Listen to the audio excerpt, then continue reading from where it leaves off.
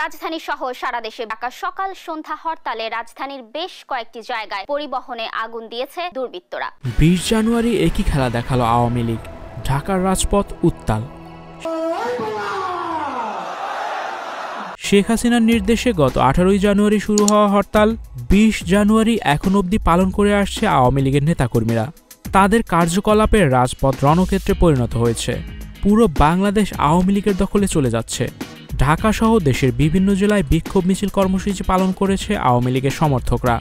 রাজপথে বিক্ষোভ মিছিলের মাধ্যমে প্রমাণ করছে আওয়ামী লীগ বাংলাদেশের শক্তিশালী একটি দল। এছাড়াও আইনশৃঙ্খলা রক্ষাকারী বাহিনী তাদের সর্বোচ্চ শক্তি দিয়ে চেষ্টা করছে আওয়ামী লীগকে মোকাবেলা করার। স্টুডিও 4D আপনাদের জন্য নিয়ে এসেছে শীতাতাপ নিয়ন্ত্রিত স্টুডিও সুবিধা, আছে অত্যাধুনিক মেকআপ রুম। বিস্তারিত জানতে এখনই কল করুন 01974860664। হাউসটি দেখতে চলে আসুন আমাদের ঠিকানায় সেক্ষেত্রে রোড নাম্বার 9 বাড়ি 24। এদিকে রাজনৈতিক বিশ্লেষকরা ধারণা করছে যে কোনো সময় পদত্যাগ করে দেশ ছাড়বে ডক্টর মোহাম্মদ ইউনূস। অন্তর্বর্তী সরকার দেশ পরিচালনায় ব্যর্থ। এছাড়াও সাধারণ মানুষ বলছে প্রতিটি পণ্য ভ্যাট ট্যাক্স বাড়িয়ে জনগণকে বোকা বানাচ্ছে ইউনূস সরকার। বাজারে সিন্ডিকেট ভাঙতে পারেনি।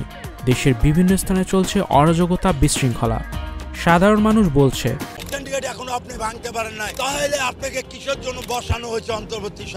সারা বাংলাদেশের রিকশা চালকরা আন্দোলনে নামবে আপনার জন্য।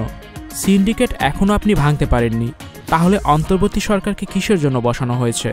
ভ্যাট বাড়িয়ে দেওয়া হয়েছে 15%। যে কোনো জিনিসের উপরে ভ্যাট 15% বাড়ানো হয়েছে। আমরা অন্তর্বর্তী সরকারকে বলতে চাই অবিলম্বে ভ্যাট প্রত্যাহার করে বাজারের ঊর্ধ্বগতিকে নিয়ন্ত্রণ করার ব্যবস্থা করুন। ভিউয়ার্স, এ বিষয়ে আপনাদের কার কি মতামত জানিয়ে দিন কমেন্ট বক্সে। ভিডিওটি ভালো লাগলে অবশ্যই শেয়ার করে দিবেন। ভিডিওটি দেখার জন্য সবাইকে অসংখ্য ধন্যবাদ। Icon Focus 24 TV, powered by 4D Fourth Dimension।